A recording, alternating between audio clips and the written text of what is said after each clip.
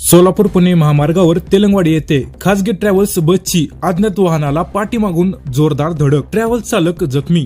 याच्याबद्दल सविस्तर माहिती अशी की दिनांक 31 डिसेंबर 2025 रोजी सकाळी 6:30 वाजण्याच्या सुमारास सोलापूर पुणे महामार्गावर तेलंगवाडी येथे मुंबईवरून हैदराबाद येथे जाणाऱ्या एका खासगी ट्रॅव्हल बस क्रमांक NL01B 1869 ने सोलापूरकडे जाणाऱ्या एका अज्ञात वाहनाला पाठीमागून जोरदार धडक दिल्यामुळे झालेल्या अपघातात खासगी ट्रॅव्हल बस चालक किरकोळ जखमी झाला असून सुदैवानं ट्रॅव्हल बसमधील प्रवासी थोडक्यात बचावले. या अपघाताची तीव्रता एवढी जास्त होती की ट्रॅव्हल बसचे मोठ्या प्रमाणात नुकसान झाले आहे आणि या अपघातामुळे पुण्याहून सोलापूरकडे जाणाऱ्या बाजूला वाहतुकीची कोंडी झाली होती. या अपघाताची माहिती मिळताच वरवडे टोल प्लाझा येथील गस्ती पथक, रुग्णवाहिका पथक आणि मोडणीम महामार्ग पोलीस मदत केंद्राचे प्रभारी अधिकारी श्री किरण अवताडे PSI आणि त्यांचे कर्मचारी तात्काळ घटनास्थळी दाखल झाले. वरवडे टोलनाका येथील गस्ती पथकाने मोडणीम महामार्ग पोलीस मदत केंद्राच्या पोलिसांच्या मदतीने या अपघातातील खासगी ट्रॅव्हल बस वरवडे टोलनाका येथील क्रेनच्या मदतीने रस्त्याच्या बाजूला करून वाहतूक सुरळीत करण्यात आली. या अपघातात खासगी ट्रॅव्हल चालक किरकोळ जखमी झाला असून